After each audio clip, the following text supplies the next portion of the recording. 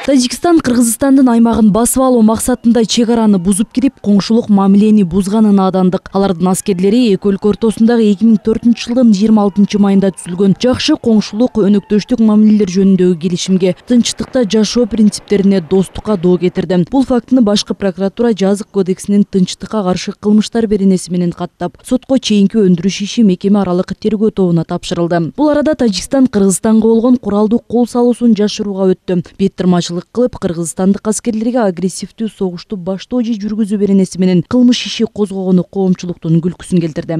Бүт дүйнө жүзү билди биринчи күндөн баштап. Кыргыз тарапка алардын кирип келип, Кыргыздын территориясында окоп казгандары көрүнүп атат. А биздин чек ара аскерлери барып туруп Тажикстан территориясынан окоп казганы көрүнгөн жок да. Бул очевидный нерсе.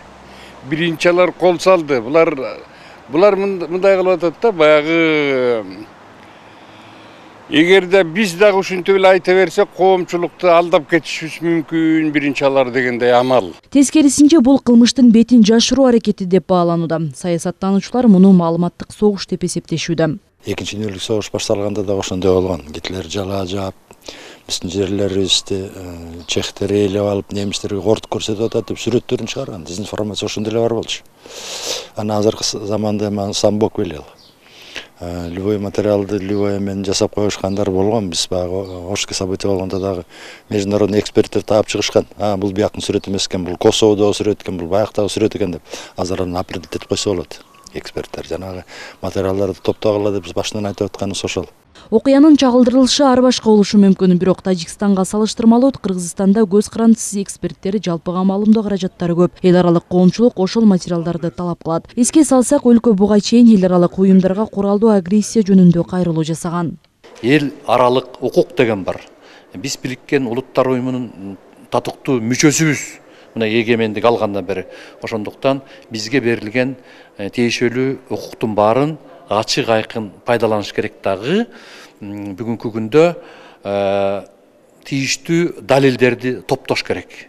Ошонун ичине массалык маалымат каражаттарына чыккандары, чыкпагандары, буга чейинки алдын ала тийиштүү органдардын топтогон маалыматтары менен эл аралык теги уюмдарга, ошонун ичинен жанагы атайын эл аралык кылмыш соту деген бар да.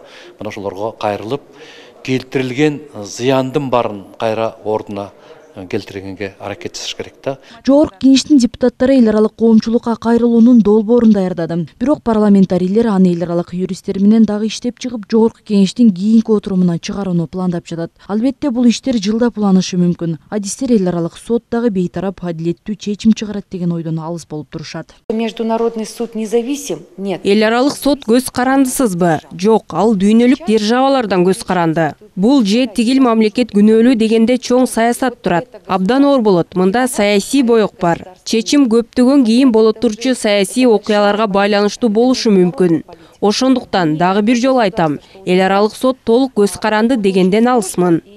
Это будет иметь очень большую политическую окраску. Дүйнөлүк практика көрсөткөндөй, бул процесс абдан көп убакытты, жылдарды талап кылат. Ошентсе дагы өлкөнүн эл аралык коомчулукка кайрылуусу туура. Себеби Кыргызстан көптөгөн эл аралык уюмдарга мүчө, адам укуктарын коргоо боюнча бир катар документтерге кол койгон.